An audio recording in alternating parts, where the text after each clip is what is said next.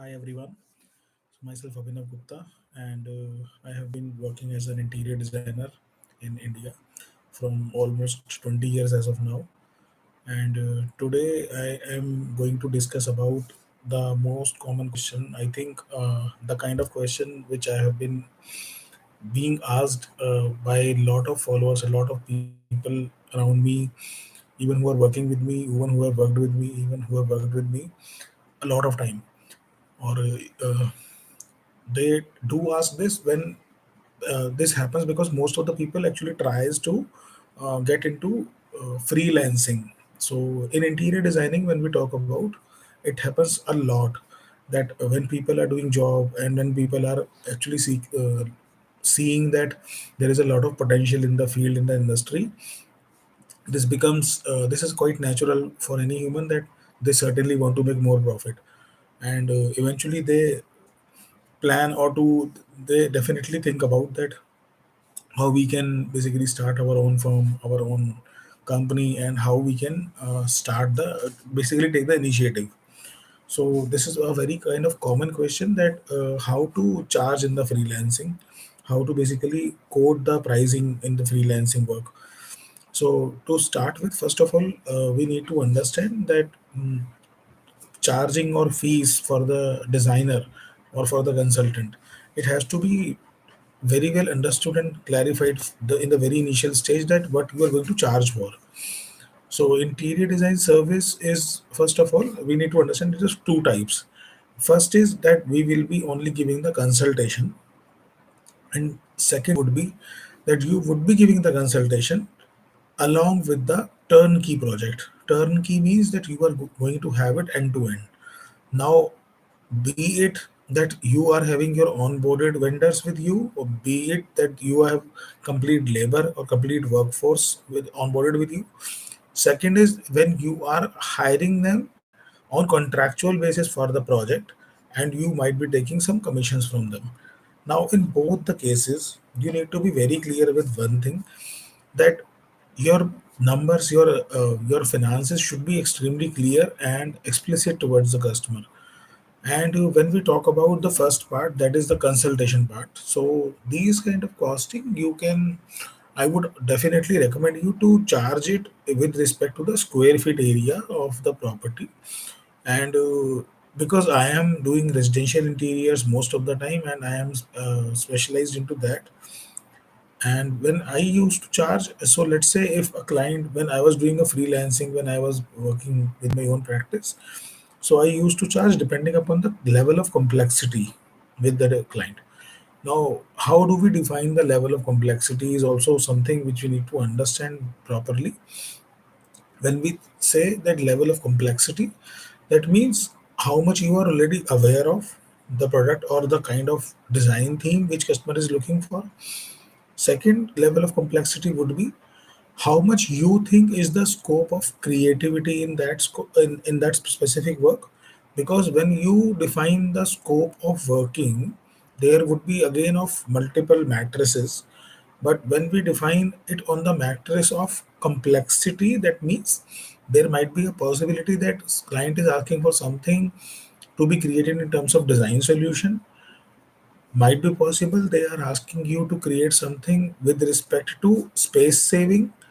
Might be possible they are asking you something to be made in a very very specific manner, let's say specific to any kind of lifestyle usage or religion. So these kind of things, when you are not from the same background, when you have not done it earlier before, but still you are supposed to do that, and to ensure that the quality and the output is up to the mark, these kind of things becomes bit complexer for you. And for these kind of scopes, these kind of opportunities, you have to be precisely to the point, and you might be required to study and go yourself across through it. And for the same reason, because the ownership, because the responsibility also lies with the designer, with the consultant, you would be requiring something, because you are basically pulling yourself out of your comfort zone. You are doing something new. So it is our utmost responsibility, being a designer or being a consultant, that we have to be generous. We have to be completely clear with our objective also, and with the clarity of that yes, we are doing something new, so we need to be extra cautious. Apart from that, when we talk about the level of complexity, there might be one more thing which always comes into the phase of design journey or the project journey, that that let's suppose when you have created something now, because it is for the first time when you also created, so there is a high chances, there is high probability that the kind of people you would be hiring to execute or to implement that kind of design solution would also be doing that thing for the very first time. Now, designing something, making something in renders or making something in system computers is one thing, and then getting it executed is another thing. Trust me when I am saying one thing and another thing, that means they both are totally different. You are supposed to guide, you are supposed to handhold, you are supposed to basically be completely involved. In fact, sometimes more than designing, you need to get involved in the execution part. And why this is I am saying, putting across, because the amount of wastage which will be there after the project is executed, which will be directly proportional to the you can say optimization level, because it is definitely going to be a costly, a cost effective matrix for the candidate, for the client. So you should be always very much diligent and precise while you are planning something which you have never done earlier. And for the same reason, I would always recommend to do it smartly, and also to keep your client somehow informed about that yes, you are ready to accept the challenge, but you are also doing it for the first time. So by doing this, you will not only be, you can say, building a rapport, but in with respect to when the wastage is going on, clients would also be pre-aligned with the same thing, that yes, you were doing it for the sake of, because client was asking this to be done, and you tried your best also. And what I always put across when you are doing these kind of things, and when you are doing something for the very first time, that apart from keeping your client informed or pre-informed, your intent should be very clear. Now, I have seen these kind of things, that when people are doing something new, so they generally ask for more fees. Okay, now what is the perspective of asking for more fees? Just try to understand this. Instead, what I would have felt, that rather than asking for only more fees and to make your reputation stronger for temporarily point, why shouldn't you ask for in with respect to the percentage over the material used? Let's suppose you are designing something which might be costing client 10 lakh rupees, so you can put it across that you would be charging, let's say, somewhere around 7% or 9% of the total cost which is going to get involved. So in that manner, you would not only be appearing to be generous to the client, but also it would be very much justified. And apart from that, I would always mention to you, always suggest you, that be your keep your intent very clear. Your objective should be very very explicitly, very very strongly defined. Customer and you should be on the same page with respect to what is the objective, what is the target you are going to hit, what is the goal of product which you want to achieve from the designing. And apart from that, it should be having a clear conscience with the customer, that okay, this is something which you are going to study about, to discuss about with them, and then you're going to execute it. Now this is all about the kind of work which I'm telling, which is basically pure consultancy based. Second work comes along with in the industry is where you are involved in the execution as well. Now when we talk about with execution, that also comes into two phases, two types. One is when your customer, your client, and you are pre-aligned that you are going to get the execution only. You are the only person who is supposed to get the execution done with the designing. And case two is when your client or you and you both are aligned with that. After designing, your client will take the final call if they want to take the designing from you, sorry, execution from you, or will they be taking it from someone else as a contractor, as a turnkey contractor, but you will be still consulting them on the basis of some additional commissions, and which will be given by your, again, your material suppliers and kind of those people. So this is again second type of. Now in second type of case in execution, you need to provide the workmen, but you will not purchase the material. You will only provide the laborers. This case, I have seen many of the designers doing, and this is working really very well. This is really working out really well. So in these kind of cases, what you need to do, because it is definitely going to happen that when you have designed everything, you have given the schedule of the materials also, you will be giving your laborers also, you will be giving your workforce also. In such kind of cases, you need to be very very clear with the customer that if in case they need or they want a help from you with respect to buying the materials, with respect to giving your suppliers to customer, or let's say you are buying them stone. Let's take an example of a very hypothetical situation. You have already given them the installer for the stone, but now customer is again could not able to procure the right stone which he want, or let's say he is aware of that what stone he wants, but he is not able to find out the right supplier for the same, or let's say he has found the supplier also for the same, but he is not able to negotiate correctly with the with that person. So in those kind of cases, what I would recommend you, that you should be very very clear in the beginning of the project with the client itself, that if in case they are going to buy through you, then you would be charging them some of the commission on the purchase amount again.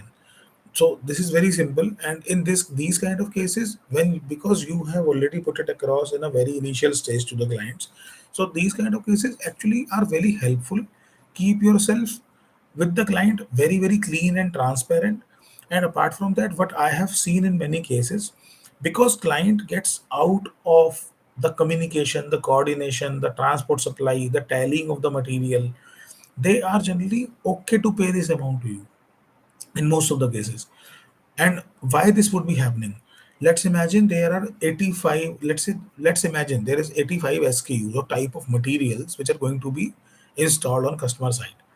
Now out of 85, this is something which happens in a very initial stage with every client.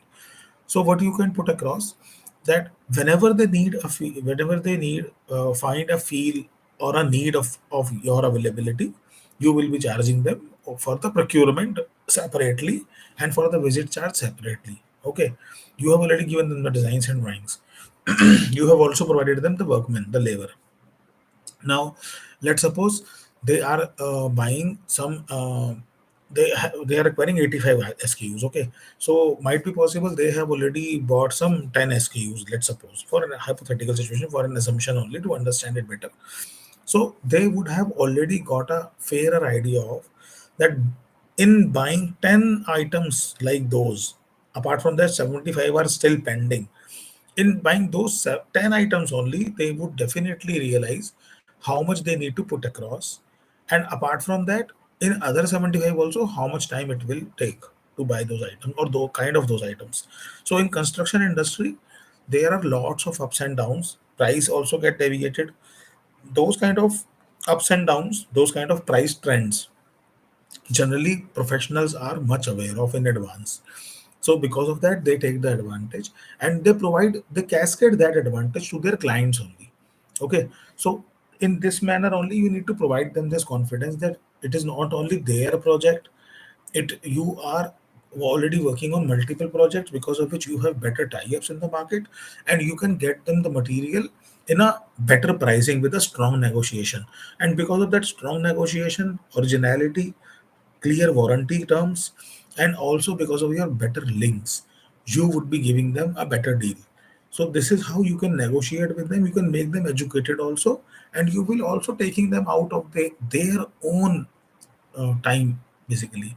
So, and this I have seen in lot of cases where client have actually pre-decided on that he is not going to take purchase through the designers, but when they realize it in the middle of the project, that it is really difficult for them to procure the right material from the right vendor at the right price, they definitely comes back to the designer saying that you only buy this to me and you take your commission.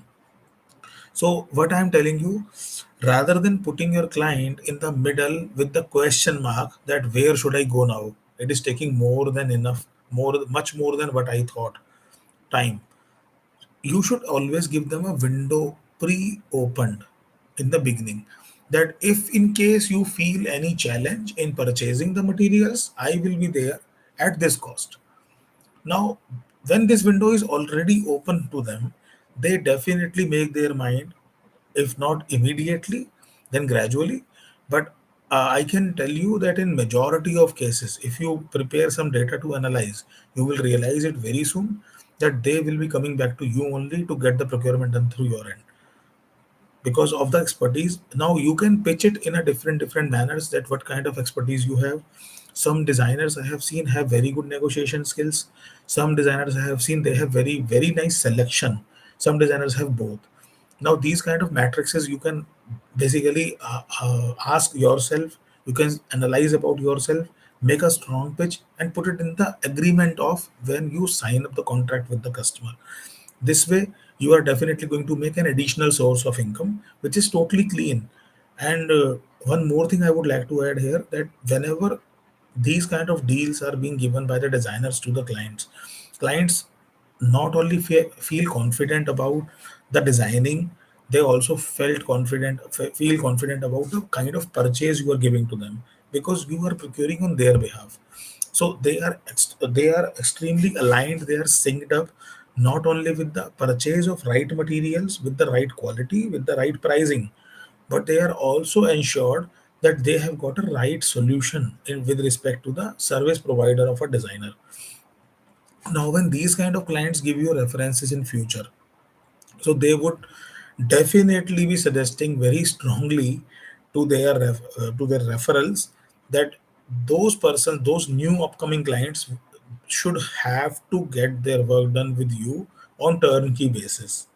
Okay, so this way you will be getting an upper edge over those clients, because your marketing, your gravity will be only made up by your previous clients.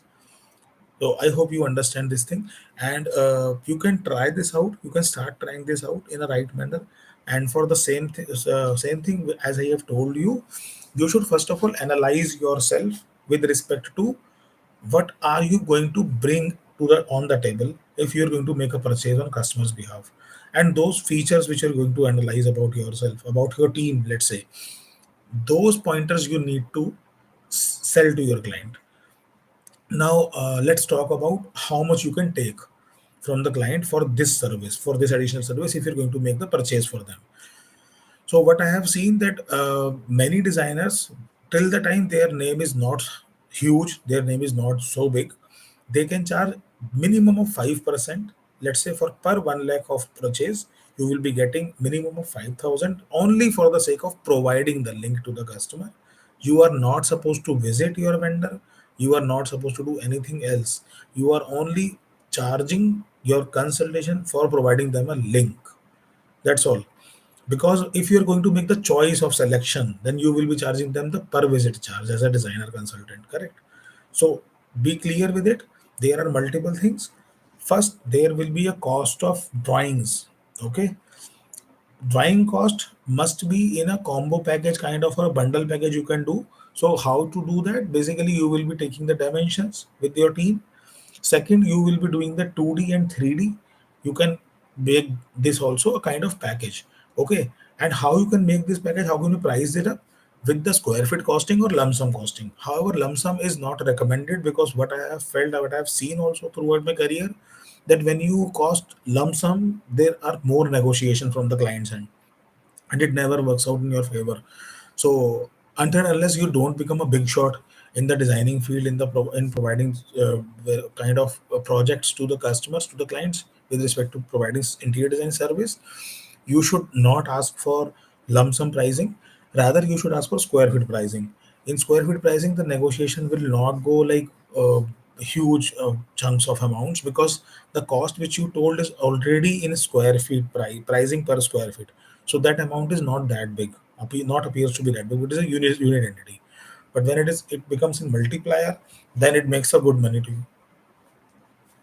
So these kind of things I think would be better working out with you.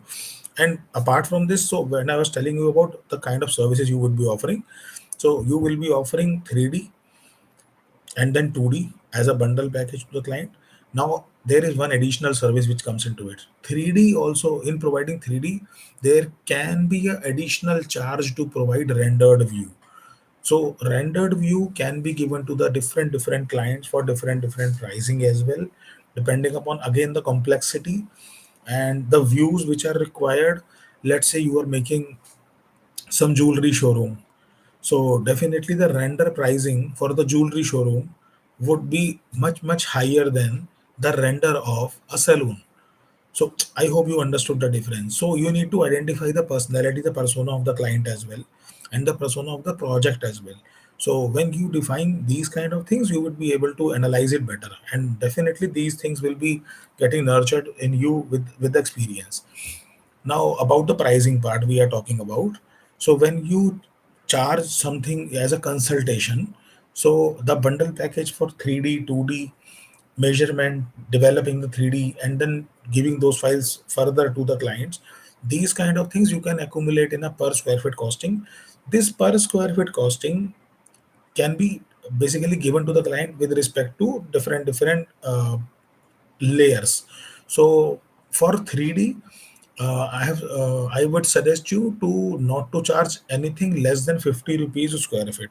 50 rupees square feet is a very generous price for any of the 3D project. When you are only doing consultation, 50 rupees square feet is very generous price, and this price can go anywhere around uh, not, you can say, more than 150, or maximum at max 170 rupees per square feet. Now this price, when I'm talking about 170 rupees per square feet, this is, I'm talking about only 3D without renders. But because of the high complexity, you would be requiring these kind of pricing, and somewhere around you can average this out with 120 rupees per square feet, which is general common price of nowadays in the market for 3D. Now second layer would be compiling these 3Ds into 2D. Okay. Now these 2D pricing, you can definitely do this pricing for anywhere starting from 20 rupees a square feet to somewhere around 50 rupees square feet. And apart from this, there is one more way to sell these drawings and to do this service. So you can also make a list of all the drawings included, which I used to follow actually. I did the working with these kind of works, this kind of approach, that I would have provide the list of drawings in 2D plus 3D. So 3D I would be giving the count of views. So per space I would be giving, let's say, 8 views. So four walls there will be there in the room. So per wall 2 views I used to provide. Apart from this, for that room, ceiling would be given and would be considered in such a manner that it would be the part of those 8 views. So I'm not increasing the number of views only for the ceiling or flooring. So they would be given in such a manner that in the 8 views itself, this will be covered. So this is the kind of thing which I used to do. And for render also, you can decide on some package. And if client is not able to afford the package for rendering service, so you can also give them a walkthrough. Now, for walkthrough or renders are being given only per view rate. So, per view of render, you can give somewhere anywhere around not less than 1,500. 1,500 rupees is very generous amount for a view if they are for residential purpose. If they are again for complex or for some commercial spaces, then they will again get increased, so because of the level of detailing. And for residential purpose, nowhere less than 1,500 for let's say a residence of 2 bhk 3 bhk for direct user kind of things.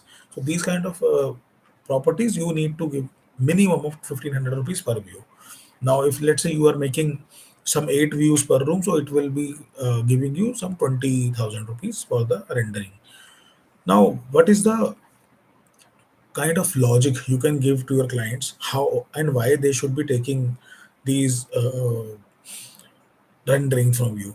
So sorry, my mistake. Actually, 1,500. If you are going to charge for 8 views, it will come to 12,000, not 20,000. So I would rectify. I have rectified my mistake over here as soon as I realize it. And I was telling you about that how to educate a client about the renders. So what I would recommend you, rather than making the render immediately for them and then asking for the price, you can show them some of the previous project done. And for the freshers, I would recommend you that you should show a render view for any specific room or product which you might have made a day before or 2 days before.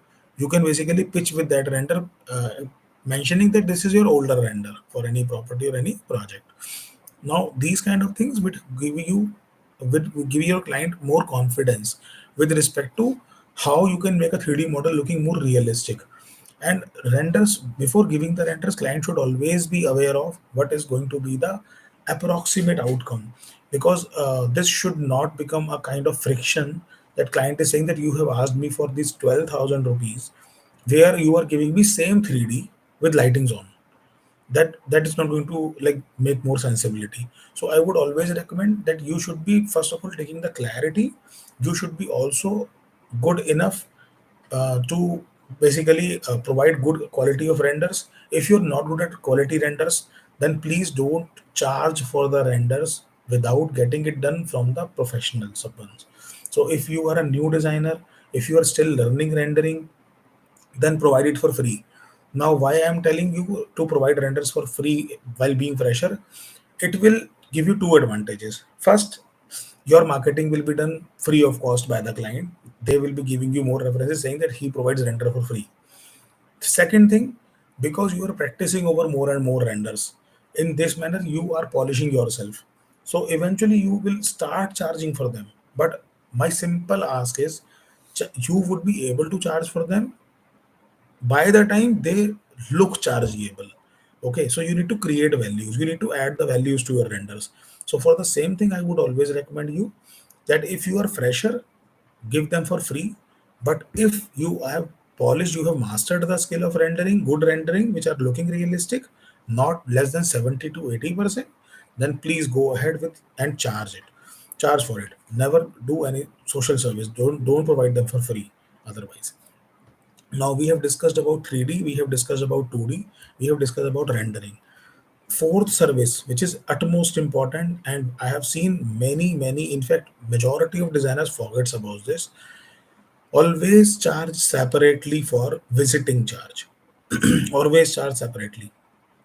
What I used to do, let's suppose there is a project of consultation where I am getting a project consultation of 2 lakhs rupees, let's say.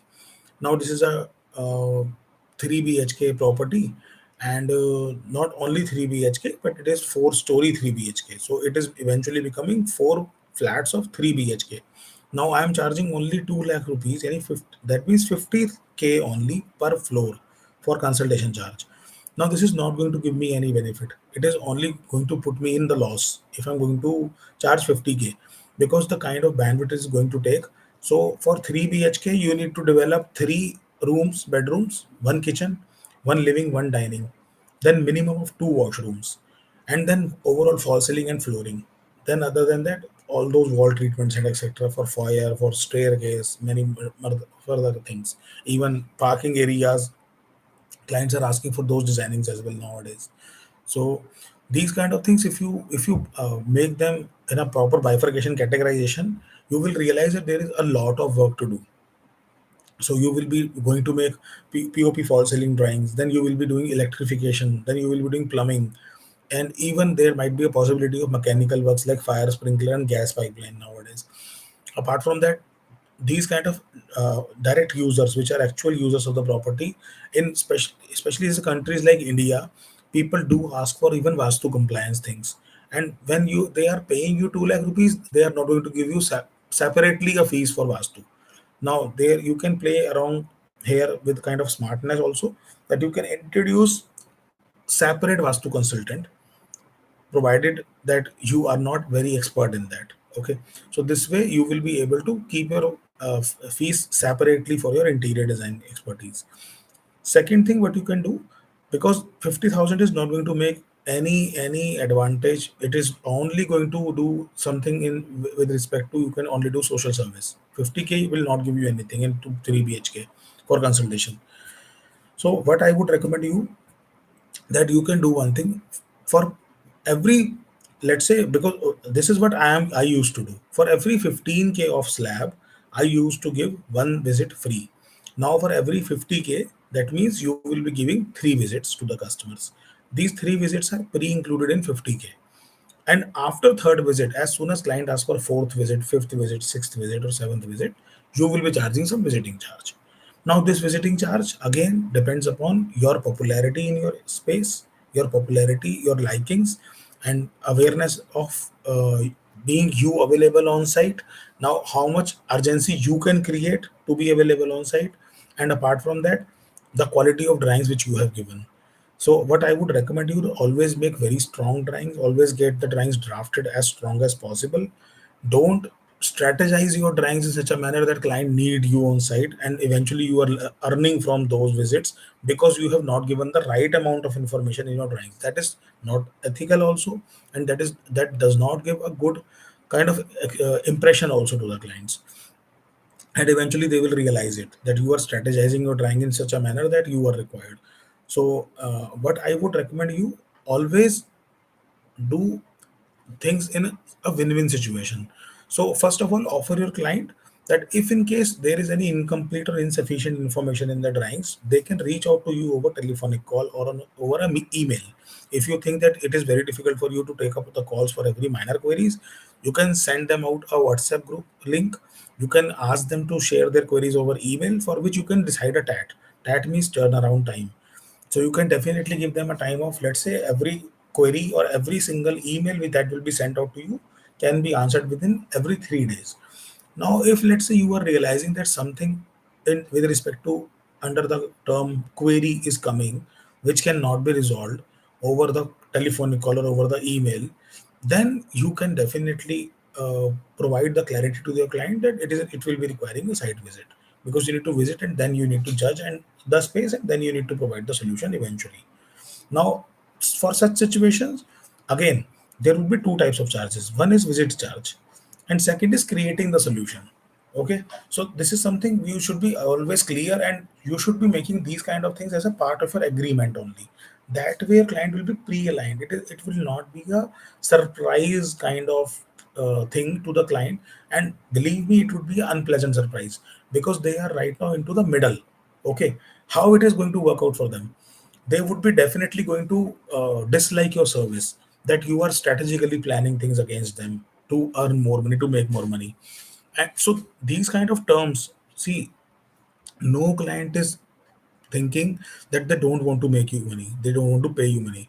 Every client is aware of this is a general common conscience that if they are asking for your service, they need to pay. Okay, what is required to be understood by every consultant, that our consultancy should be justified. If you are asking for 1 lakh rupees, let's say, as a consultancy, client should feel that yes, he has got a service worth rupees 1 lakh. And if you are asking for a service, for the same service, 10 lakh rupees, then you need to justify it, give them a quality of service up to 10x level, then it is fine. It is nowhere makes any sense that because you have a car 10x expensive than the previous designer, you are going to charge them 10x of the fees. That way it does not work. You need to provide them the quality of consultation. If the quality of consultation is justified, then definitely the client will not only be happy, he will be asking you to give more reference, he will be only giving you more references. And interior designing or any consultation is a business which actually gets evolved, which actually gets expanded with word of mouth very very fast. Now there is one more factor which will be helping you in expansion. It totally depends upon the type of city you are working in. So in tier 1 cities and tier 2 cities, especially what I have observed, that word of mouth works but not that much, because in tier 1 tier 2 cities, people are not that much available for each other as well to give them suggestions over from where they should get the interior done. So for these kind of industry, for these kind of cities, you need to be extremely aggressive with your marketing. You need to make, you need to grab good reviews from your previous customers. So they will not do the direct word mouthing, good mouthing for you, but they will indirectly get you the clients as a referral. So basically, how big brands are working nowadays, they're collecting reviews. So same way you can collect the feedbacks of your client.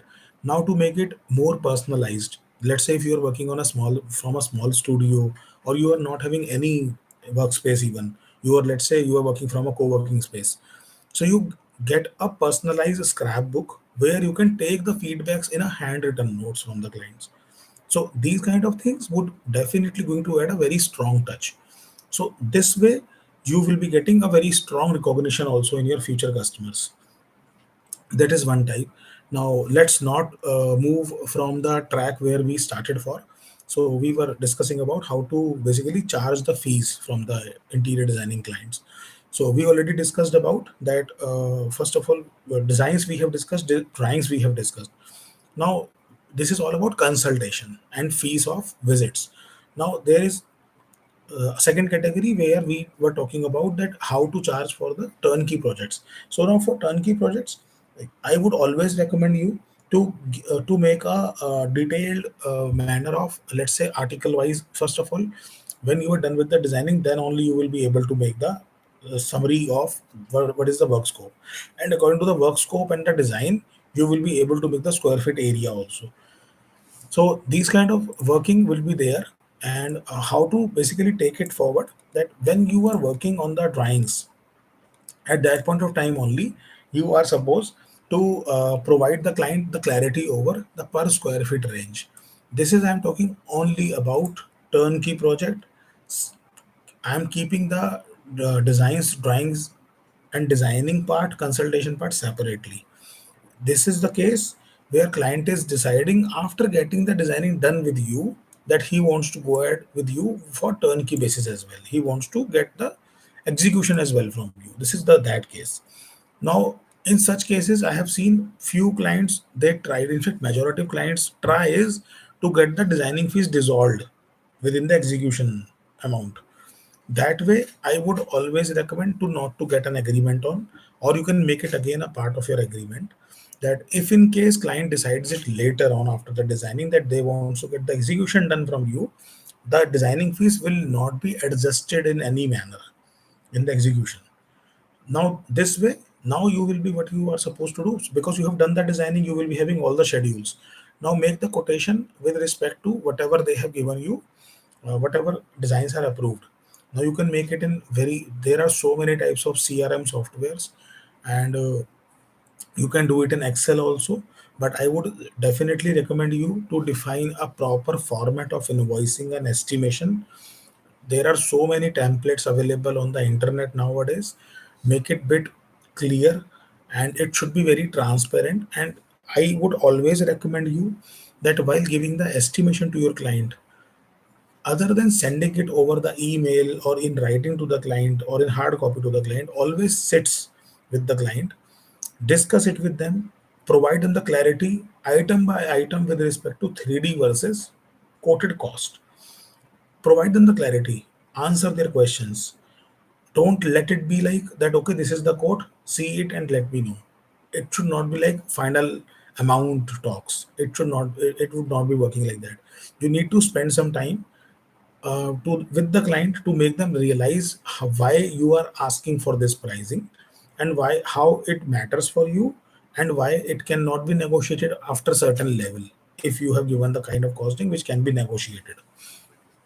So in this zone, when we talk about, so let's say you are being asked for that, okay, do this much of work in execution. So I would recommend you to not to do these kind of works in patches or in small parts partially. So when you are taking turnkey contract, always try to do whole soul. Okay, so this I have seen many a times, and I have actually, you can say, learned from my past experience that I have received many projects where I provided the consultation first. Then client went ahead with some other contractor, and at last he finalized. He asked me to get it, to get the, let's say, finishing touch job, let's say painting and deep cleaning. They asked that, okay, you get the painting done for our property. We got all the woodwork done from someone else. Now this case is never going to work out. Never. In these kind of cases you will only suffer, and whatever reputation you have made earlier during the consultation of designing, it will also be on compromise, it will also be on stake. So I would always recommend you that if your client is clear with you that he is going to give you the whole project on turnkey basis, take it up. If your client is clear with that, they want to first see the designing, then they will take cost from multiple vendors, and then whomsoever is lower or whomsoever they will found logical, they will go ahead with that. Still fine.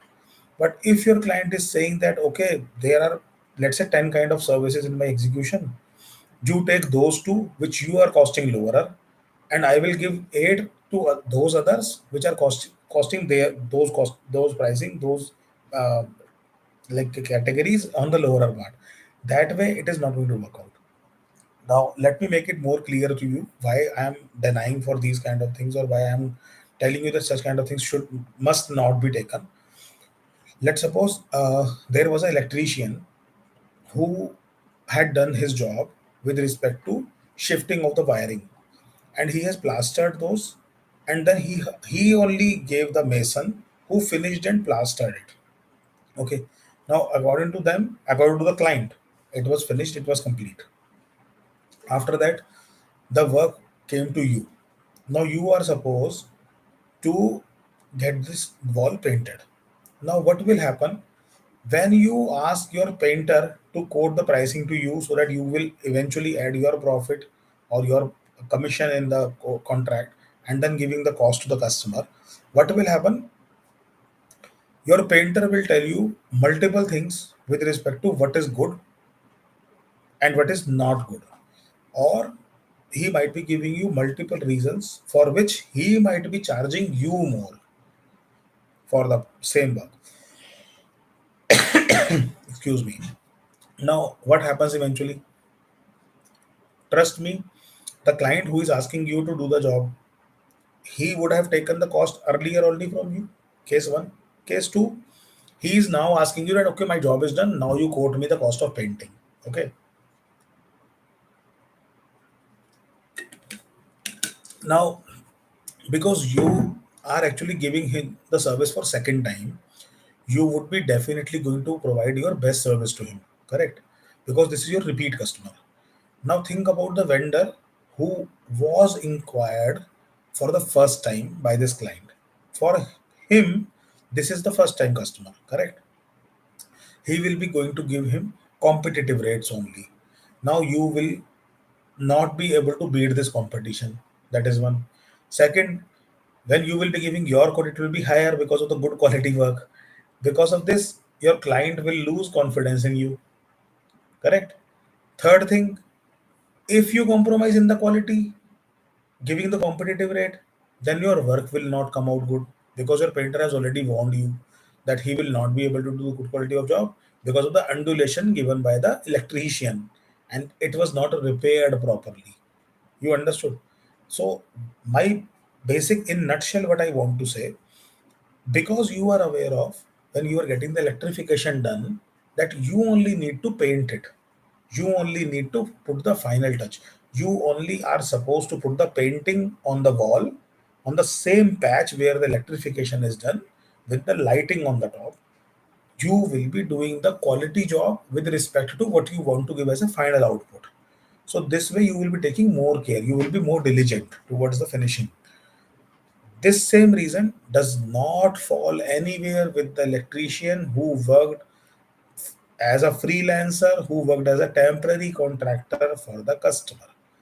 And this is something I would always recommend you to not to make the customer understand. You only keep it very simple and precise. Either they need to give you whole project or they need to give it to someone else. You are not going to do partial services, and don't do cherry picking also in the scope. I have seen some designers who do they do cherry picking. Cherry picking means they only take high profit making scopes in their scope, and they says to their client that okay, you take rest of the scope, or you can get this scope done through someone else because I am not having these labors. This way also it is very bad. Now vice versa can also happen. Let's say you have done the electrification with a poor quality because you were aware of that you need not to do the paints. Okay. Now imagine if that painter which customer has arranged, he has arranged his 40 years old or 20 years old painter who has been doing their home painting from few generation, few decades. Now what? Because this customer believe this painter, he will definitely going to spoil your reputation again, that your work quality is pathetic, because of which his paint is not going well.